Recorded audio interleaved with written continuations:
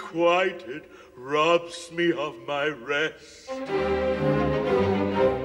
Love, hopeless love, my ardent soul encumbers. Love, nightmare-like, lies heavy on my chest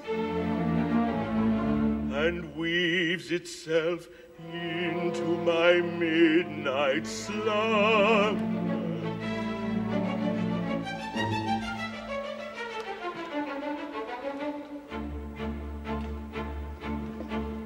You're lying awake with a dismal headache and repose is tempered by anxiety. I conceive you may use any language you choose to indulge in without impropriety. For your brain is on fire, the best goes conspire of usual slumber to plunder you. First your counterpane goes and uncovers your toes, and your sheets demurely from under you. Then the blanketing tickles you feel like 6 pickles, so terribly sharp is the pricking. And you hot and you cross and you tumble and toss till there's nothing twixt you and the ticking. Then the bakers will creep to the ground in a heap, and you pick them all up in a tangle. Next your pillow resigns and politely declines to remain at its usual angle. Well, you get some repose in the form of a dose of hot eyeballs and head ever aching. But your slumbering sees with such horrible dreams that you very much better be waking. For you dream you are crossing the channel and tossing about in a steamer from Harwich, which is something between a large bathing machine and a very small second-class carriage. And you're giving a treat, penny ice and cold meat, to a party of friends and relations. They're a ravenous horde, and they all came on board at so scared of South Kensington stations. And bound on their journey, you find your attorney who started that morning from Devon. He's a bit undersized, and you don't feel surprised when he tells you he's only 11. When you're driving like mad with this singular lad, by the by the ship's now a four-wheeler, and you're playing round games and he calls you bad names and you tell him the ties pay the dealer. But this you go fair till you throw up your hand and you find you're as cold as an icicle in your shirt and the shocks that make silk with gold toss, crossing Salisbury Plain on a bicycle.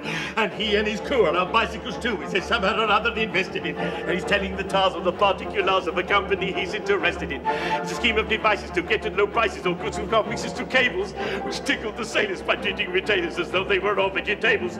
You get a good spaceman to plant a small price when first take off his boots with a boot tree. Then his legs will take boot and his fingers will shoot and they'll blossom and bud like a fruit tree. From the green grocer tree you get grapes and pea, cauliflower, pineapple and cranberries. What the place you could plant, cherry brandy will grow, apple puffs and 3 corners of bamboos. The shares are a penny and ever so many are taken by Rothschild and Baring. And just as a few are allotted to you, you awake with a shudder despairing. You're a regular wreck with a cricket in your neck, and no wonder you snore, for your head's on the floor, and your needles are bits of your soul, your shins and your flesh is a grip, your legs is a sleep, and you're grabbing your toes, and a fly in your nose, and a flop in your lung, and a feverish tongue, and a thirsty tense in the general sense that you haven't been sleeping in clover. But the darkness has passed, and it's daylight at last, and the night has been long, ditto, ditto, my song. And thank goodness they're both of them over.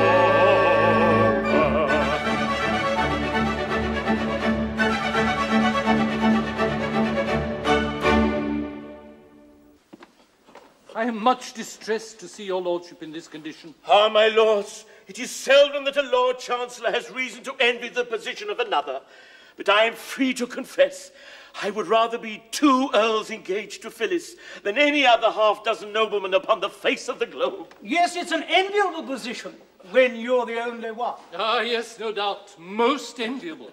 At the same time, seeing you thus, we naturally say to ourselves, how very sad. His lordship is constitutionally as blithe as a bird. He trills upon the bench like a thing of song and gladness.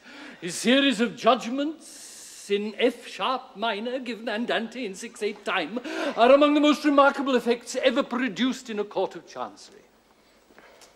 He is perhaps the only living instance of a judge whose decrees have received the honor of a double encore.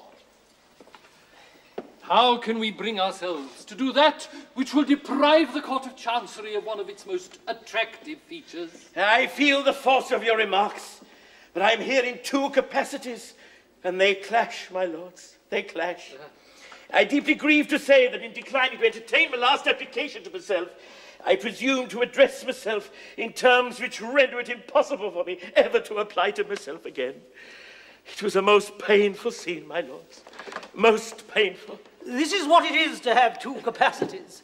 Let us be thankful that we are persons of no capacity whatever. Come, come, remember you are a very just and kindly old gentleman, and you need have no hesitation in approaching yourself, so that you do so respectfully and with a proper show of deference. Do you really think so? I do. Well, I will nerve myself to another effort. And if that fails, I resign myself to my fate.